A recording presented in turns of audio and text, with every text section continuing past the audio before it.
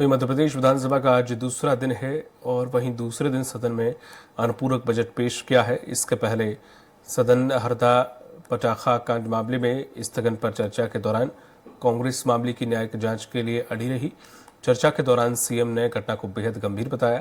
उन्होंने कहा है कि शुरुआत में तो ऐसा लगा जैसे आतंकी घटना हुई है, कुछ देर बाद घटना साफ हुई है। सीएम ने कहा कि अगर पक्ष विपक्ष तैयार हो तो समिति बनाई जा सकती है। सीएम के जवाब से असंतुष्ट होकर विपक्ष ने सदन से वॉकआउट कर दिया और चर्चा के दौरान नेता प्रतिपक्ष उमंग सिंगार ने कहा कि पूर्व में भी इस तरह की घटनाएं हुई हैं, लेकिन पूरे मामले की जांच पर लीपापोती हुई।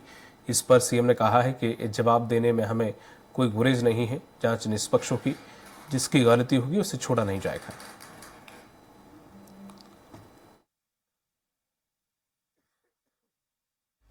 राज्यपाल के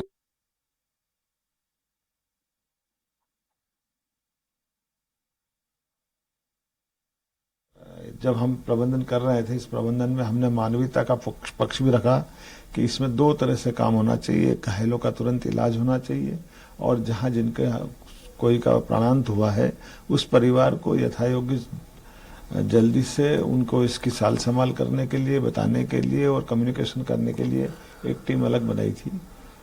मैं इसी के साथ साथ समान रूप से उसी दिन शाम को एक आपात बैठक बुलाई जिसमें पूरे प्रदेश के अंदर ऐसी कितनी भी फैक्ट्रियां चल रही है, इन फैक्ट्रियों की सर्चिंग कराना, उनको जानकारी लाना और उन पे भी जो नियम के हिसाब से अगर उल्लंघन कर रहे हैं तो कठोर कार्रवाई करना।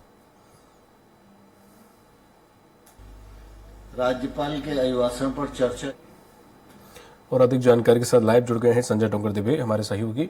संजय, आज दूसरा दिन रहा विधानसभा का और क्या कुछ आज गतिविधियां देखने को मिली हैं?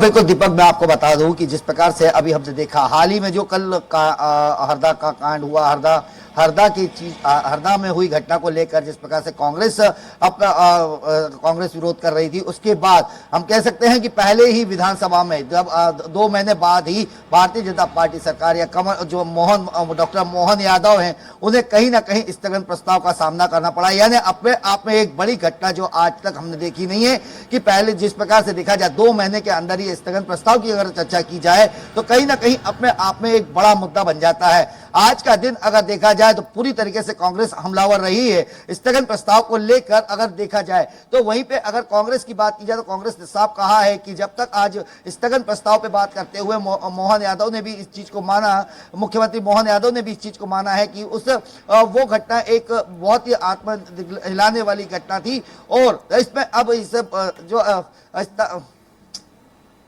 जी संजय,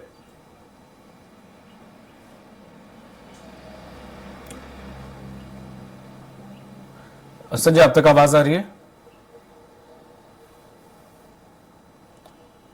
संजय अब तक आवाज आ रही है?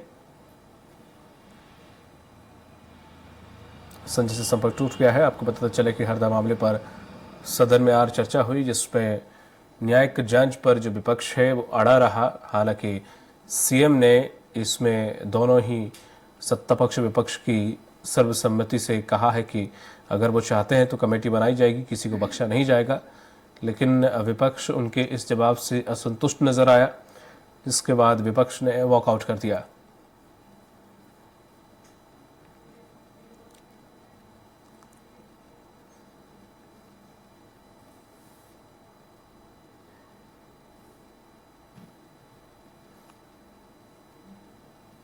एक बार फिर से जुड़ गए हमारे सहयोगी संजय टोंकर दिबे।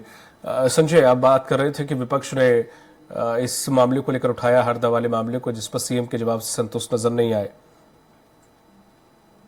संजय, बिल्कुल दीपक, मैं आपको वही बता रहा था कि कहीं ना कहीं जो मोहन यादव हैं उन्हें पहले ही में हमें ये देखने को मिला है कि कहीं स्थगन प्रस्ताव का सामना करना पड़ा। यानी कि अपने आप में हम ये कह सकते हैं, चाहे उमंग सिंगार जो नेता प्रतिपक्ष हैं उन्हें भी अपनी एक जीत का बात करने जाए तो उन्हें भी एक गर्व महसूस हुआ होगा। यही कह सकते हैं कि कहीं ना कहीं विधानसभा चुनाव को विधानसभा पहली जी जी संजय,